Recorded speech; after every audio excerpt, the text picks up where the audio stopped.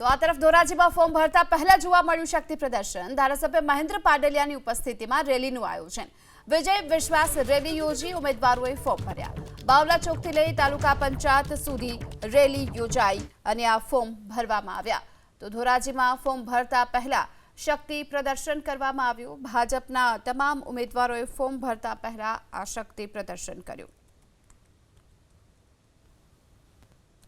આજરોજ ધોરાજી તાલુકા પંચાયતના 16 સીટના ઉમેદવારો અને ધોરાજી જિલ્લા પંચાયતના 2 ઉમેદવારો ભારતીય જનતા પાર્ટી પ્રદેશ અધ્યક્ષ દ્વારા જે નામો જાહેર થયા છે તેઓ ઉમેદવારો પોતાની ઉમેદવારી પત્રક ભરવા જઈ રહ્યા છે અને આ તકે ભારતીય જનતા પાર્ટીના પ્રદેશ અધ્યક્ષ શ્રી જગદીશભાઈ પંચાલ સાહેબે જે ઉમેદવારોને જાહેર કર્યા છે એને બધાને હું અભિનંદન અને શુભેચ્છા પાઠવું।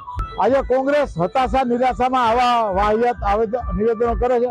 આજે ભારતીય જનતા પાર્ટીના કાર્યકર્તાઓ આજે તમે જોઈ શકો છો આ ધોરાજીમાં વિશાળ સંખ્યામાં જેને ટિકિટ મળી છે એની સાથે જેને ટિકિટ નથી મળી તમામે તમામ હોદ્દેદારો, પૂર્વ હોદ્દેદારો, પૂર્વ સભ્યો બધા એક સાથે છે, કોઈ બેમત નથી અને અત્યારે કોઈ અસંતોષ જેવું કાંઈ છે નહીં।